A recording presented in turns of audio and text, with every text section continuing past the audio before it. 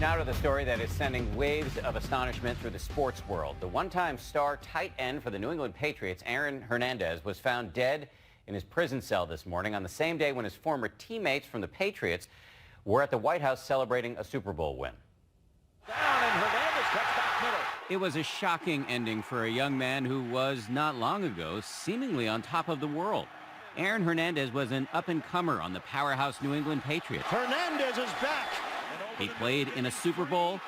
Touchdown, Hernandez. And had a contract worth $40 million. But shortly after 3 o'clock this morning, prison guards found the 27-year-old unresponsive in his cell at the Souza-Baranowski Correctional Center in Shirley, Massachusetts. Officials say he was found hanging from a bedsheet with the Bible verse John 3:16, a reference to eternal life through Jesus, written across his forehead. Hernandez was serving a life sentence without the possibility of parole for the 2013 murder of Odin Lloyd, a semi-professional football player who was dating the sister of Hernandez's fiancée. The first thing you think of when you hear about the death of Odin Hernandez is the death of Odin Lloyd and what his family had to go through with his death. Only 5 days ago, You find the defendant not guilty, guilty of murder in the first degree, or guilty of murder in the second degree? Not guilty. he had just been acquitted in a separate murder case. After the jury read out the verdict in the double homicide, Hernandez mouthed the words, "I love you," to his fiancée. Hernandez's cousin says the family is in pain tonight. He was the first one to make it. And from our side of the family, he was the first one. Reaction to Hernandez's death pouring in from around the country. The rapper Snoop Dogg tweeting, "This is sad." Former wide receiver Dante Stallworth reminding the world that Hernandez's 4-year-old daughter will forever suffer from this loss. At the risk of sounding cold or callous, honestly, I was somewhat indifferent to the news because at the end of the day, we're talking about someone with a very violent past who killed someone. Most of my condolences still go to the families that are missing loved ones. Today, officials at the Massachusetts Department of Corrections said they had no prior concern that Hernandez was planning to take his own life.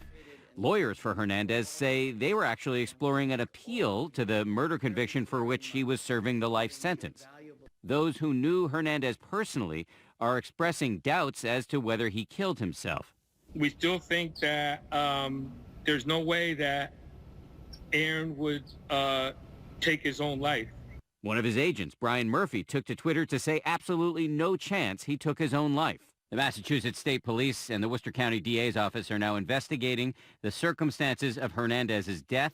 An autopsy is being performed in Boston. They're also looking at his recent time in prison, including prior fights and any gang-related disputes he may have had. Hernandez was found dead just hours before his former teammates from the Patriots paid a visit to the White House to celebrate their recent Super Bowl victory. A spokesperson for the Patriots said they would not be commenting today on Hernandez's death. The Patriots head coach, however, Bill Belichick, when asked during a recent CNBC interview what one word he would use to describe Hernandez, said the following. Tragedy. Heartbreaking.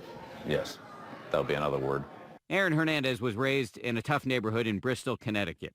When he was a teenager, he suffered the grievous loss of his father, with whom he was very close. I think any young child who loses a parent at such an impressionable age, particularly somebody that needed that guidance, it's obviously a huge setback for that particular person. A few years later, Hernandez rose to fame as an All-American tight end at the University of Florida, winning the 2009 national championship. Odin Hernandez was an all-state player, highly recruited. He had first-round. He eventually went on to play for the New England Patriots from 2010 to 2012. This is someone who was seen as a very, very talented individual and young, and someone who was supposed to be part of the organization for a long time. Signing that 5-year, $40 million deal and hitting the field for Super Bowl 46. Touchdown, Hernandez. But he was cut from the team in 2013 after his arrest in the murder of Odin Lloyd. This was a complete shock to New England and certainly to the sports world. Hernandez was charged with first-degree murder and went on trial in January of 2015. You orchestrated, participated in the killing, you covered up the killing. Prosecutors say Hernandez and two of his friends picked up Lloyd at his home in Boston in June of 2013 and drove him to an industrial park where they killed him. He pled not guilty, but in April of 2015, he was convicted of first-degree murder. Guilty of murder in the first degree. Which carries a mandatory life sentence. He was stone-faced. Very little emotion.